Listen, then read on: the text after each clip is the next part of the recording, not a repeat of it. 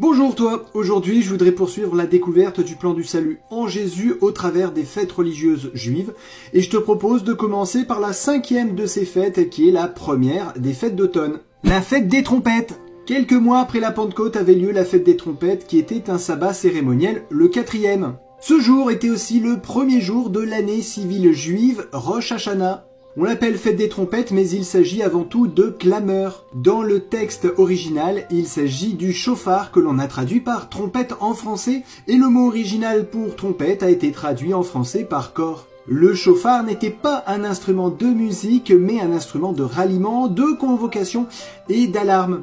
Il produit un son lugubre. C'est donc la fête des chauffards. Le chauffard était utilisé pour annoncer au peuple ses péchés, préambule à un jugement divin.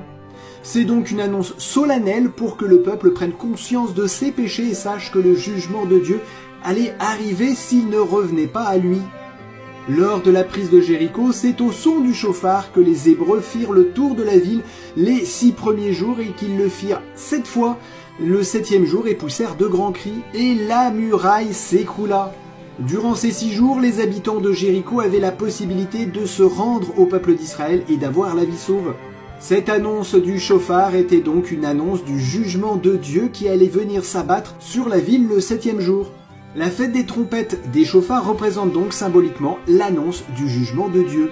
Comme les 7 sacrificateurs qui portaient 7 trompettes annonçant le jugement de Jéricho, l'apôtre Jean prophétise 7 anges portant 7 trompettes annonçant le jugement final.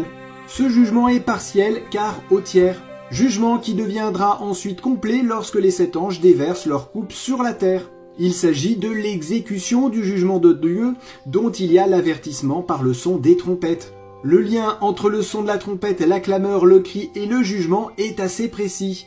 On retrouve la clameur du chauffard donc dans cette fête.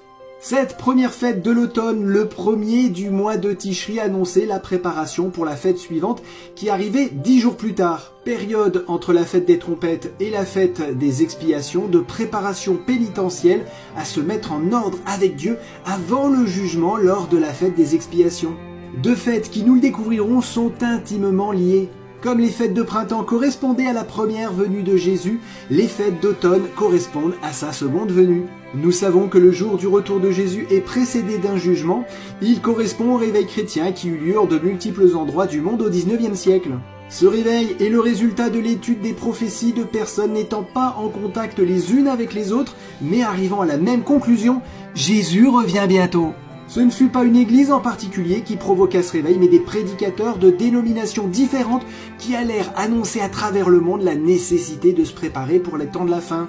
Du jésuite espagnol Lacunza en Amérique du Sud à Joseph Wolf au Proche-Orient et en Inde, en passant par Bengel en Allemagne, Louis Gossin en France, William Miller en Amérique du Nord et de nombreux autres, le réveil a été annoncé. Ce fut une grande clameur qui a couvert une grande partie du monde. Clameur symbolisée prophétiquement par la fête des trompettes, annonçant le jugement de Dieu à venir et le retour de Jésus.